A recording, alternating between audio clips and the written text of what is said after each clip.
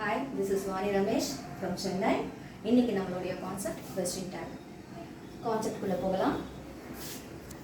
Generally, question tags are short questions added to a statement separated by comma to confirm information or seek agreement. ஒரு statement கொடுத்துருப்பாங்க.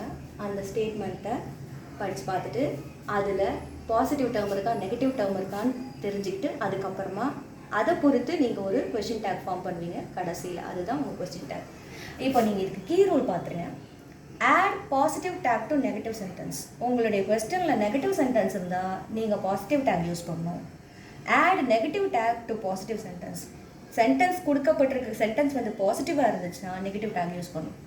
Example மூலமாக அதை இன்னும் தெளிவாக தெரிஞ்சுக்கலாம். She is not poor. இது ஒரு நெகட்டிவ் சென்டென்ஸ்.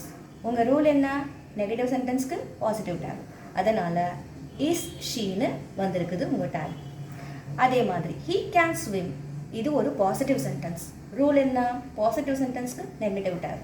ஸோ கேன் ஸ்விம்ங்கிறதுக்கு இந்த இடத்துல இந்த மாடல் வேர்பை எடுத்து காண்ட் ஹீன்னு சப்ஜெக்டை சேர்த்து டேக் ஃபார்ம் ஆயிருக்கு. அதே மாதிரி தே ஆர் குட் அப்படின்ற இந்த சென்டென்ஸை பார்த்தீங்கன்னாலும் பாசிட்டிவ் தான். அதுக்கு நெகட்டிவ் டேக் ஆர்ன்றதுன்னு நம்ம போட்டிருக்கோம். ஓகே.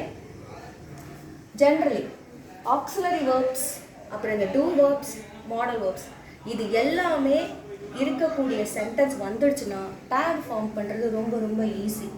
அந்த ஆக்சிலரி வேர்புக்கு பக்கத்தில் சப்ஜெக்டை தூக்கி போட்டால் டேக் ஃபார்ம் பண்ணணும். என்ன பண்ணணும்? இந்த ஆக்சிலரி வேர்ப்ஸ் பக்கத்தில் அப்படியே உங்களுடைய சப்ஜெக்ட் என்னவோ அதை எடுத்து போட்டு தான் நீங்கள் டேக் ஃபார்ம் பண்ணுவீங்க. பார்க்க வேண்டியது ஒன்றே ஒன்று தான். ரூலு செட் ஆகுதான்னு மட்டும் பாருங்கள். ஒரு நெகட்டிவ் சென்டென்ஸ்னால் பாசிட்டிவ் டேர்ம், பாசிட்டிவ் சென்டென்ஸ்னால் நெகட்டிவ் டேர்ம், அப்படி தான் இருக்கணும். ஓகேவா? இதுதான் பேசிக் ரூல். இப்போ சில சென்டென்ஸில் இந்த ஆக்சிலரி வேர்பே இருக்காது, டைரெக்டாக கொடுத்துருக்க மாட்டாங்க. அந்த மாதிரி இடங்களில் என்ன பண்ணணும் அப்படின்றத இப்போ பார்க்கலாம். ஒரு சிம்பிள் ப்ரெசன்ட் சென்டென்ஸ் கொடுத்துருக்காங்க அப்படின்னு சொன்னால் டூ அல்லது டஸ் வேர்ப். ஓகேவா? சிம்பிள் ப்ரெசன்ட் ப்ரெசன்ட் சென்டென்ஸ் கொடுத்துருந்தாங்கன்னா டூ அல்லது டஸ் வேர்ப். இப்போ ஃபர்ஸ்ட் எக்ஸாம்பிள் எடுத்துக்கோங்க. I, you, we, they. இதில் எது வேணாலும் நீங்கள் சப்ஜெக்டாக எடுத்துக்கோங்க. இந்த சென்டென்ஸை பாருங்கள். தே லிவ் ஹியர், நான் தே எடுத்துக்கிறேன். தே லிவ் ஹியர்னு கொடுத்துருக்காங்க. ஒரு ஆக்சிலரி வேர்பும் இல்லை, டூ வேர்ப் இல்லை, மாடல் வேர்ப் இல்லை. என்ன பண்ணுறது அப்படின்னு சொன்னால் இந்த மாதிரி இது எதுவும் இல்லாமல் வந்துச்சுன்னா நீங்கள் டூ யூஸ் பண்ணணும். எந்தெந்த டேர்முக்கு? ஐ, யூ, வி, தே, இது எல்லாத்துக்கும் டூ யூஸ் பண்ணி நீங்கள் டேக் ஃபார்ம் பண்ணணும். எப்படி? சென்டென்ஸை பாருங்கள். பாசிட்டிவ் சென்டென்ஸ் டூ தான் யூஸ் பண்ணணும். ஆனால் அதை நெகட்டிவ் பார்ட்டாக மாற்றி யூஸ் பண்ணணும். Don't, they. இஃப் சப்போஸ் இங்கே சப்ஜெக்ட் வியாக இருந்தால் டோன்ட் வின்னு மாறும், யூவாக இருந்தால் டோன்ட் யூன்னு மாறும், ஐயாக இருந்தால் டோன்ட் ஐன்னு மாறும். சிமிலர்லி ஒரு நெகட்டிவ் சென்டென்ஸ் எக்ஸாம்பிள் கொடுத்துருக்கேன். They don't know the answer அப்படின்னு கொடுத்துருக்கேன். இப்போ இதுக்கு டேகு பாசிட்டிவாக செய்யணும். அதனால் டூ தேன்னு வந்திருக்கு. புரியுதுங்களா? ஒரு நெகட்டிவ் கொஷினுக்கு, நெகட்டிவ் சென்டென்ஸ்க்கு ஒரு பாசிட்டிவ் டேக்.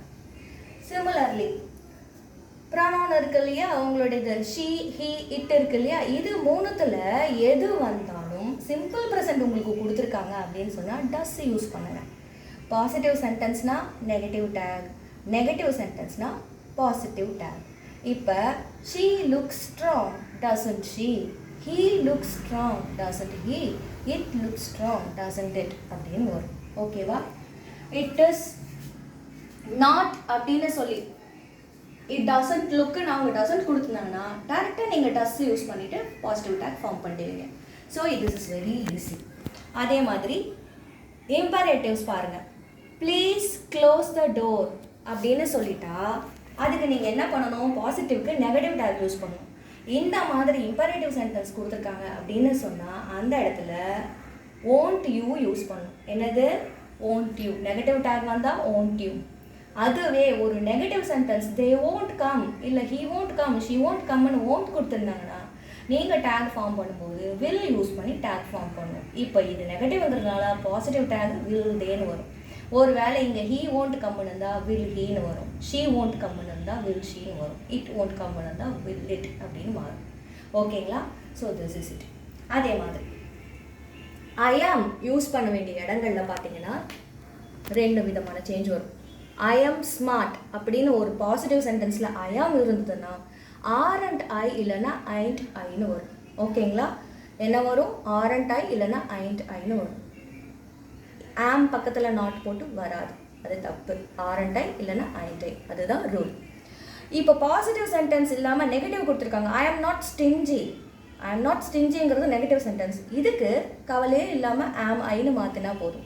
இதில் ஒன்றும் பெருசாக வந்துட்டு எந்த ஒரு இதுவும் இருக்காது. இதுதான் உங்களோட பி ஃபார்ம் வேர்ப், இதை அப்படியே எடுத்து மாற்றிடலாம்.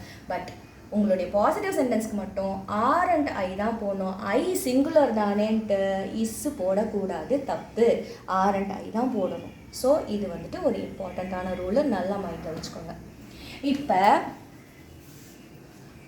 One more thing, simple present கொடுத்துருந்தா டூ டஸ் யூஸ் பண்ண சொல்லியிருந்தேன், ஓகேவா?